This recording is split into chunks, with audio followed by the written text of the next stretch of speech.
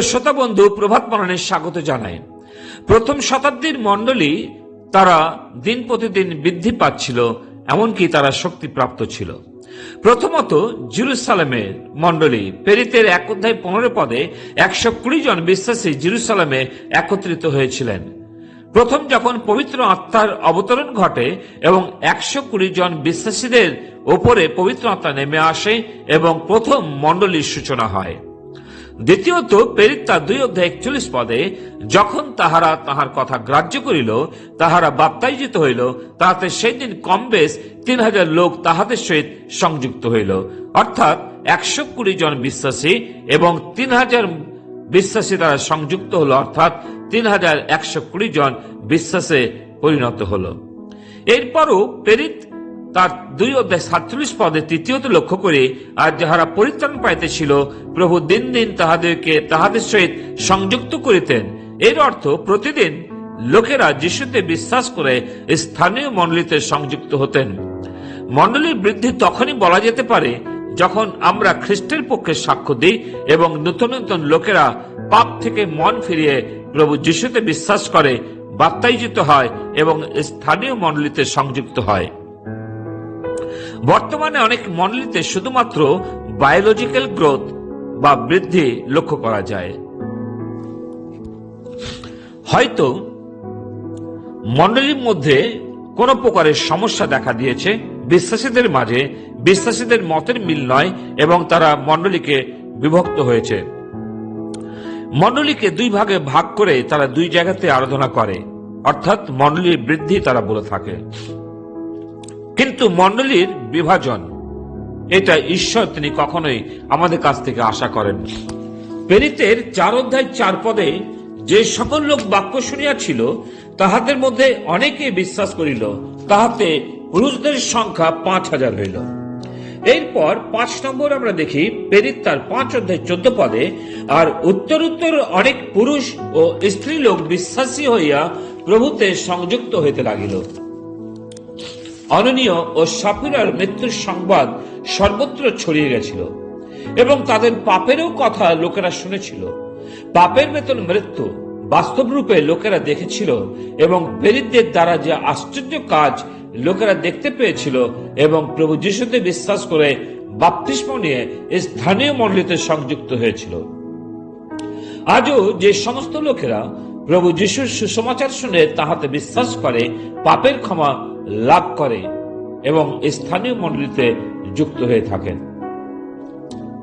তারপরে প্রেরিতদের কাজ বিবরণী পুস্তকটি পড়লে বুঝতে পারা যায় কিভাবে চার্চের বৃদ্ধি ঘটেছিল এবং চার্চ সর্বত্র ছড়িয়ে গেছিল। প্রেরিতের 1:13 নগরে প্রবেশ করিল পর তাহারা যেখানে অবস্থিতি করিতেছিলেন সেই ওপরের কুঠিরিতে গেলেন। এখান থেকে জেরুসালেম মণ্ডলীতে দেখতে পাওয়া যায়। প্রেরিতের 5:12 আর প্রেরিতদের হস্ত দ্বারা লোকদের মধ্যে অনেক চিহ্ন কার্য ও অদ্ভুত লক্ষণ সাধিত হইত এবং তাহারা সকলে একচিত্তে জেরুসালেমের বারান্দাতে উপস্থিত হইতেন। এই বারান্দাতে উপস্থিত হয়ে বিশ্বাসীবর্গ প্রভু যিশুর ও পিতা ঈশ্বরের আরাধনা করতেন। এরপর সমস্ত জিহুদিয়া ও সমরিয়াতেও বিশ্বাসী হয়েছেন।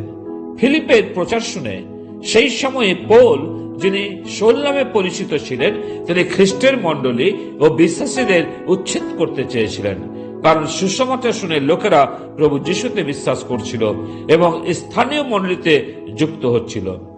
কিন্তু শোল মণ্ডলীর ক্ষতি করতে গিয়েও প্রভু যিশুর সাক্ষাৎ পান এবং তারও জীবন পরিবর্তন হয়। এরপর সিরিয়া আন্তিওখিয়ার মণ্ডলী, যেটাকে পরজাতীয়দের চার্চের হেড বা শিরোমণি বলা হয়।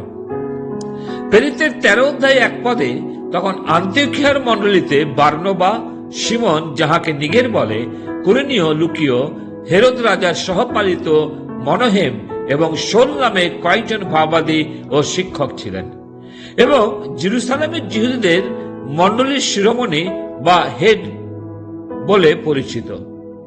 প্রেরিতের 15 আন্তিওখিয়ার মণ্ডলী এশিয়া মহাদেশের করন্থীয়, গালাথীয়, ইফিসীয় এবং ফিলিপি মণ্ডলীর প্রেরিত পৌল প্রতিনিধিত্ব করেন বা উপস্থাপনা করেন। পিতর এবং জাকব জেরুসালেম মণ্ডলীর উপস্থাপনা করেন।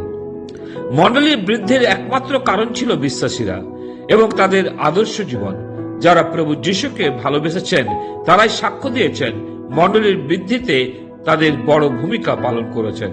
প্রিয়, মণ্ডলীর বৃদ্ধি সাধনে আমরা কেমন ভূমিকা পালন করছি?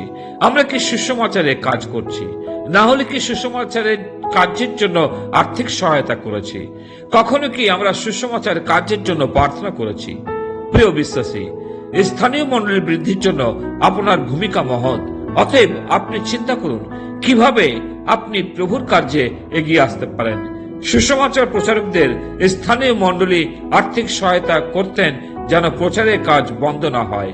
আপনি যদি সরাসরি কাজ করতে পারছেন না, তাহলে কাউকে পাঠান, না হলে প্রার্থনা করুন। যদি তাও না পারেন, আর্থিক সাহায্য করুন, পরিদর্শন করুন, উৎসাহ দেন। আজ আপনি কি নির্ণয় নেবেন? স্থানীয় মণ্ডলীর তথা মণ্ডলীর বৃদ্ধি বা সুসমাচার প্রসারের জন্য কি আপনি এগিয়ে আসবেন? প্রভু তিনি তার বাক্যে আমাদের আশীর্বাদ করুন। পিতা ঈশ্বর, তোমাকে ধন্যবাদ দিই যে আজকে সকালে আমরা শুনেছি যে সুসমাচার কার্যে এবং মণ্ডলীর শ্রীবৃদ্ধির জন্য প্রভু প্রতিটি বিশ্বাসীর এক বড় দায়িত্ব আছে। আমাদের অনুগ্রহ দাও যেন আমরা সেই দায়িত্ব পালন করি। প্রার্থনা প্রভু যিশু নামে চাই, আমেন।